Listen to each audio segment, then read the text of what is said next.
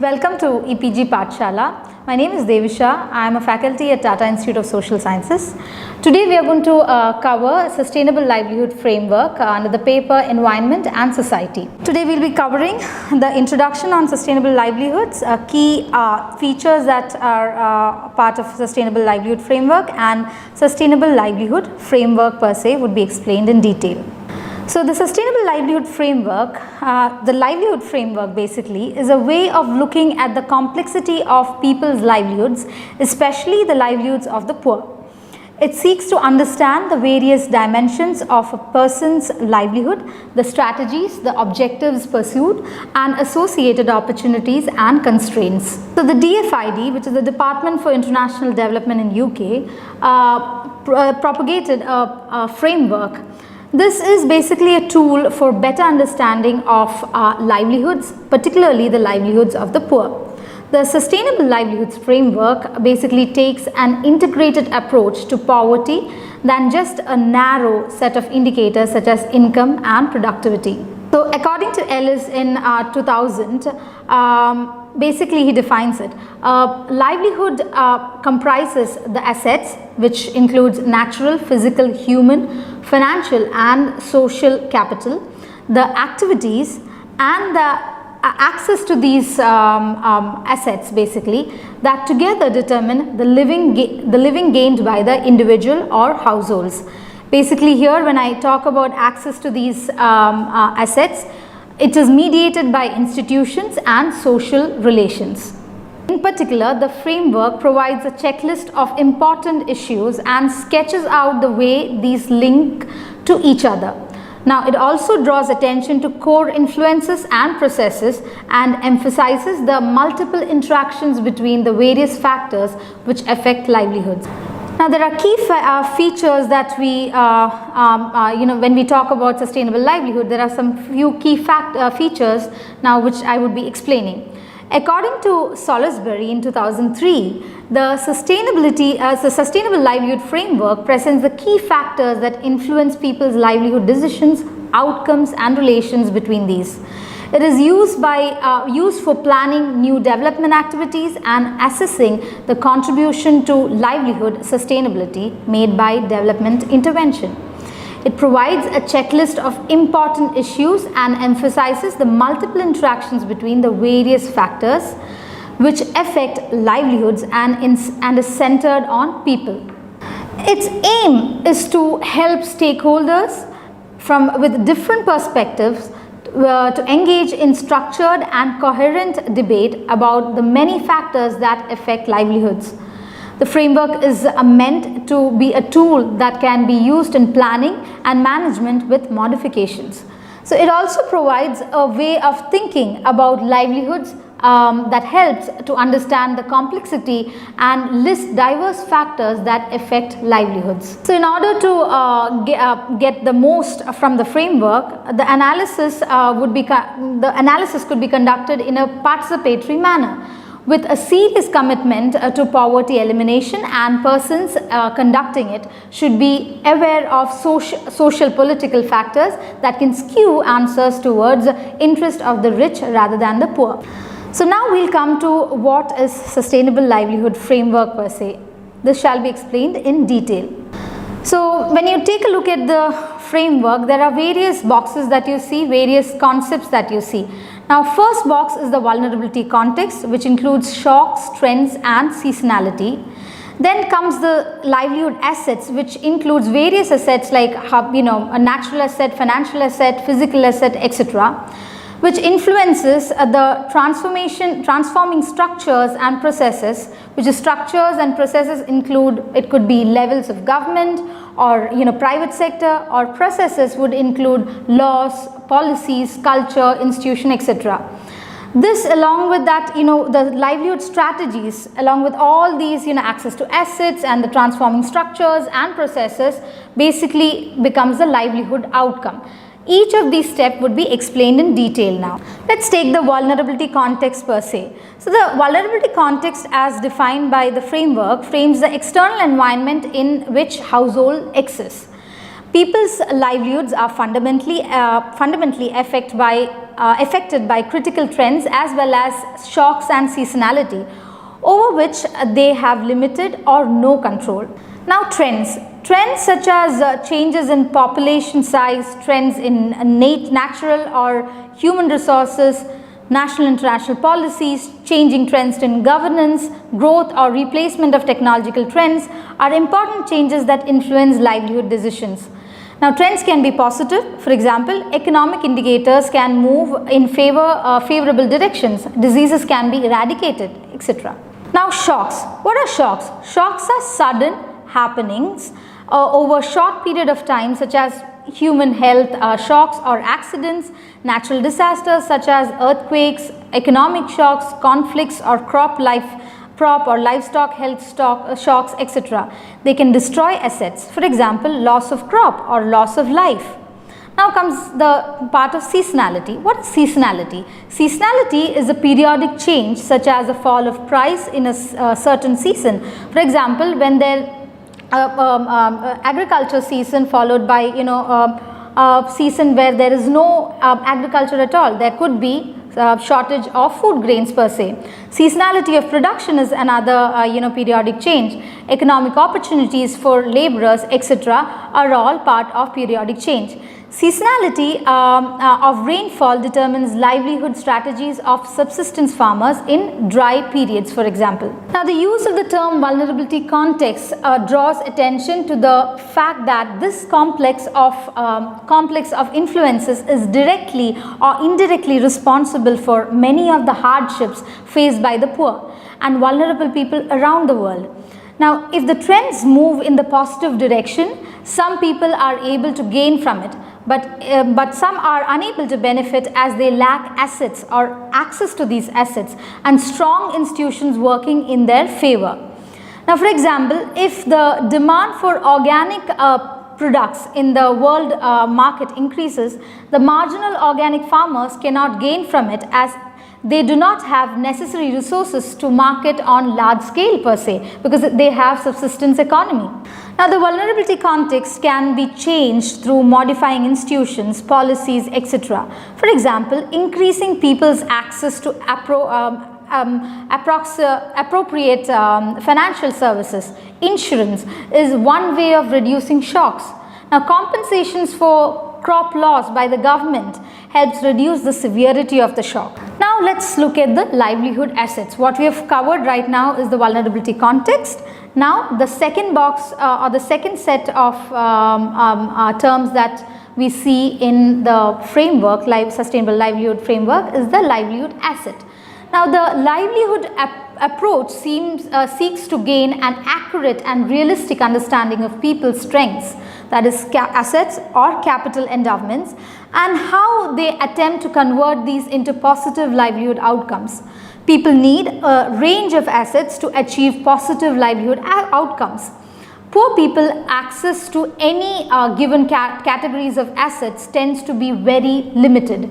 It is seen that people find out ways of nurturing and combining what assets they do have in imaginative ways to ensure survival. So now here we can look at the livelihood pentagon, which includes the human capital, natural capital, social capital, physical capital and financial capital. So it lies at the core of the livelihood framework and depicts important interrelationship between various assets per se. Now various processes can affect assets basically. One aspect is the asset creation. Example, government policy to invest in roads, electricity as basic infrastructure, it's a physical capital, or skill or technology generation, it can yield human capital. Now many livelihood programs in India have helped create assets for the poor. Example, Indira Awas Yojana enables poor people to build houses. Another aspect is the access to assets. Example, legal ownership rights or community institutions regulating access to common resources. Being part of Joint Forest Management Committee give access to government forest resources for the tribals. Now the third aspect would be rates of asset accumulation. For example, policies that affect returns, interest on saving, taxation, etc. Now, poverty studies have shown that people's ability to escape from poverty is critically dependent upon their access to assets.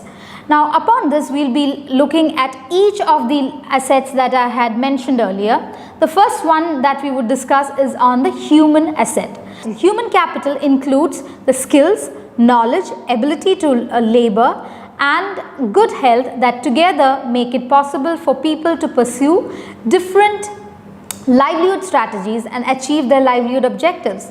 At a family level, human capital is the amount and nature of labor available. Schemes that support for skills, education, health, etc. can help building of human capital. Now, the next capital that we are going to talk about is the social capital. In the context of sustainable livelihoods framework, it is interpreted as the social resources upon which people draw in pursuit of their livelihood objectives. These are developed through networks and connectedness that increases people's trust and ability to work together and expand. For example, family and friends. Membership of more formalized organizations, which often entails adherence to mutually agreed or commonly accepted rules. For example, self-help groups, cooperatives, water users association, etc. Relationships of trust, reciprocity, or exchanges that facilitate cooperation, reduce transaction cost, and may provide the basis for informal safety nets amongst the poor, are also part of the social capital, which includes a caste group or even a village for that matter. So a wide example of this would be when people are already linked through common norms and sanctions, which is family, religion, caste, region, etc. They are more likely to form new groups to pursue their interest. Many trading communities have successfully developed trade relations based on family ties. The next aspect that we are going to talk about is the natural capital. Natural capital is the term used for the natural resources from which resource flows. Example, nutrient cycle, erosion protection, etc. And services that are useful for livelihoods are derived from this. There is a wide variation in resources that make up natural capital, from intangible public goods such as the atmosphere, biodiversity, etc. to divisible assets used directly for production, for example, trees, land, etc. Now, natural capital is especially important to those who derive all or part of their livelihood from direct use of resources. For example, farming, fishing, gathering in forests, mineral extraction, etc. Sustainability of livelihood can be dependent on sustainability of natural capital. The next capital asset that we are going to cover is the physical capital. Physical capital includes the basic infrastructure and producer goods needed to support livelihoods. Infrastructure means of changes to the physical environment that help people to meet their basic needs and to be more productive. Easily affordable transportation, safe shelter and buildings, enough water supply and sanitation, clean affordable energy sources, and access to information, including communications, are usually essential for sustainable livelihoods.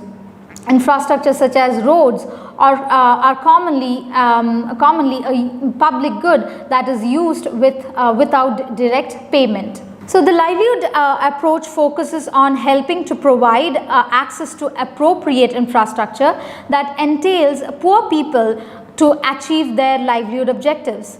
Now, providing houses or loans for building houses for the poor is one way of achieving this. Infrastructure is only an asset as far as it facilitates improved service provision to enable poor to meet their needs. Another aspect that we are going to discuss here is about the financial capital. In the market economy, financial capital is probably the most versatile of the 5 categories of assets. It can be converted mostly with ease depending upon transforming structures and processes. That is, those are the basic things that we look into. Now, money can be used for direct achievement for livelihood outcomes. For example, when food is purchased to reduce food insecurity. However, it is also the asset that tends to be the least available to the poor, as in fact poverty is often defined using income criteria. There are assets or outcomes that may not be achieved through use of money alone, such as different components of well-being and knowledge of human rights. Now that is one aspect that might not be fully covered in this livelihood framework per se. So we have basically covered the vulnerability context here, the different livelihood assets. Now we will be going into the transforming structures and processes. Okay, so to sum up the sustainable livelihood framework, let's look at the sustainable livelihood framework as such, as a framework per se. I'm going to explain it once again, which is the first box that we have looked up is the vulnerability context, which includes shocks, trends and seasonalities. Shocks, trends and seasonalities are basically aspects that households face in a rural or urban background, where these shocks or trends or seasonalities that each of these example farmers face could actually contribute to the context of vulnerability that they face. And this often is influenced by the lack of livelihood assets, access to these assets, which includes the human capital, the natural capital, financial, social or physical. Here human capital could be labor, whether they have the health to basically go and work. Natural capital is where they have access to, say, a farmer has land or not. Maybe a laborer wants to take up land, but many times they don't have the land on their names. So they are not part of user associations. They are denied access to land, they are denied access to various user associations and other resource systems. So a lack of natural capital could be one aspect. Financial capital, often what happens is that we see that there's a cycle. When they sell the produce, they get the money. What happens when a drought hits or there is a flood in the region, and they do not get basically the financial capital to put back for farming or fishing or any other aspect that they want to look upon in future. Social capital would be basically the support system that they get from maybe families, could be from the religion, from the village, etc. Or even and also another aspect is the physical capital.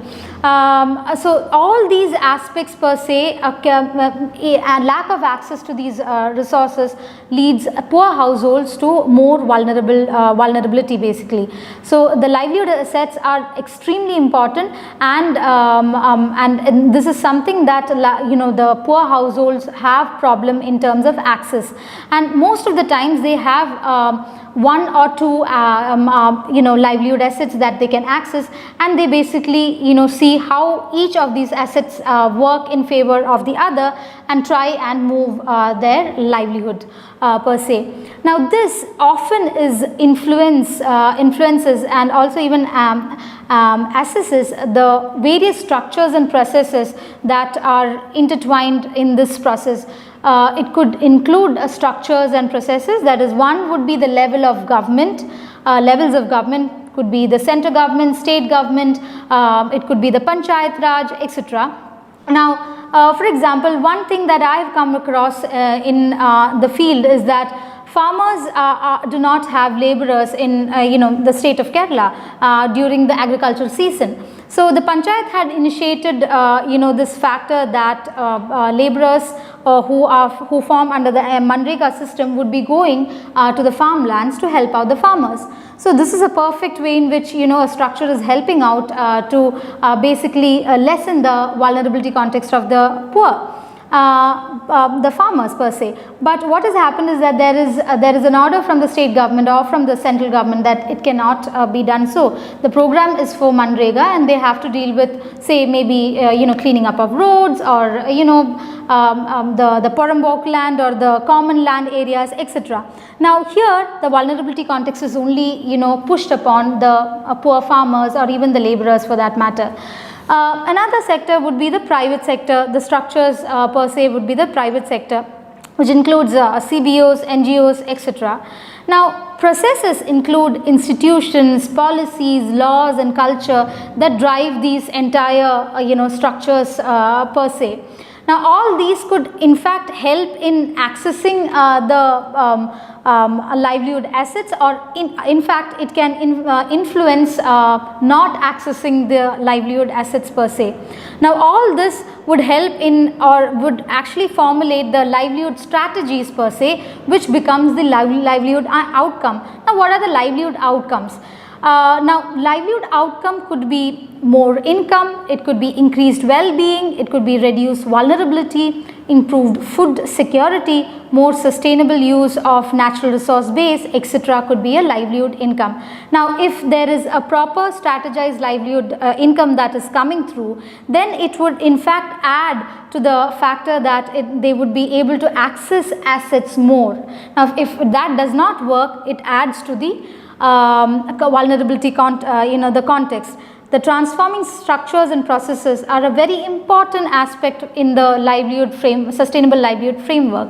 If this factor does not work properly, it will surely lead to more vulnerability context of the poor. Transforming structures and processes. Now what is this per se? Now the processes are established and implemented through structures, various structures. It could be governmental or non-governmental. Here processes could be, example, policies. They can help reduce the impacts of external shocks, example policy on drought relief and number of relief providing agencies for that matter. Many other types of processes are also included in this, and it's also very important. Well-functioning markets can help reduce the adverse effects of seasonality by facilitating inter-area trade. Now, some institutions can restrict or reduce people's choice of livelihood strategies. For example, in rigid caste system, social systems that prevent women from doing some activities. Now, another factor is that responsible political structures can implement pro-poor policies leading to better livelihoods. They can create rights, right to work, right to food, etc., or promote awareness of rights.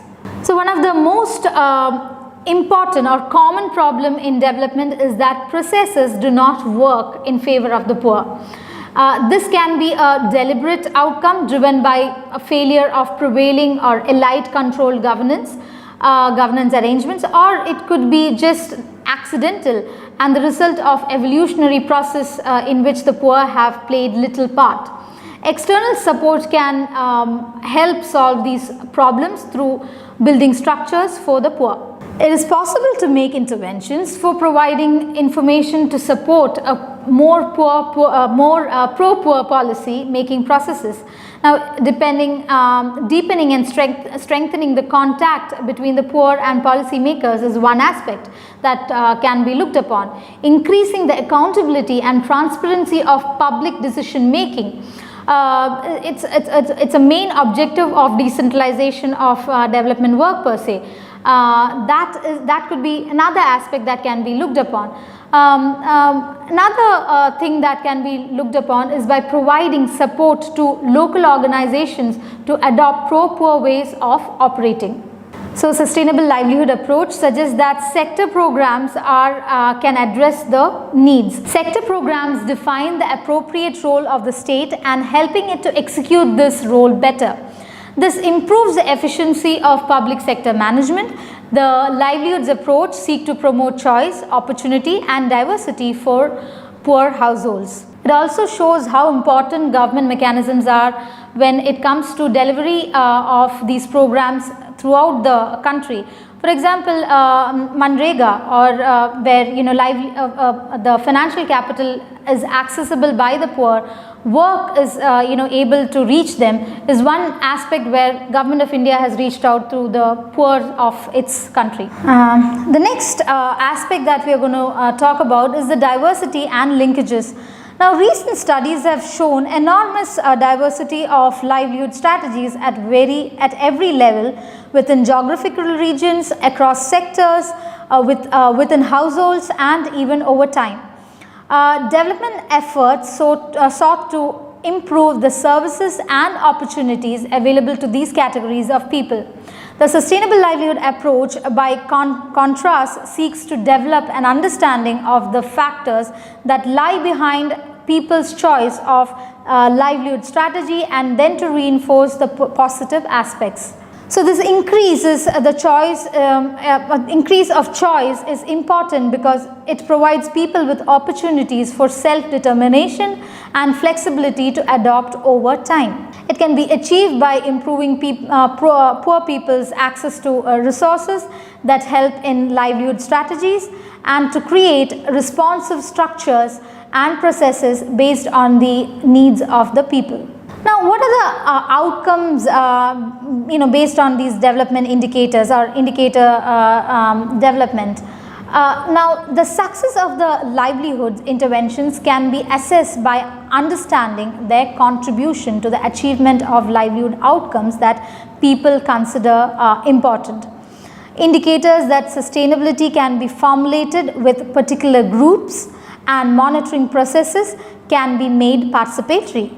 Rise in income, increased livestock, education to children are some of the easily monitored outcomes. Sustainable livelihood framework is used for research as well as actual intervention in many countries. Now, in the Indian context, the learning from these have helped develop livelihood programs such as National Rural Livelihood Mission by Ministry of Rural Development, National Urban Livelihood Mission by the Ministry of Housing and Urban Poverty Alleviation of Government of India, our mission for promoting livelihoods for poor in rural and urban areas. So today we have actually discussed on the DFID framework of sustainable livelihood, and this is a framework that is widely used in research and in many countries.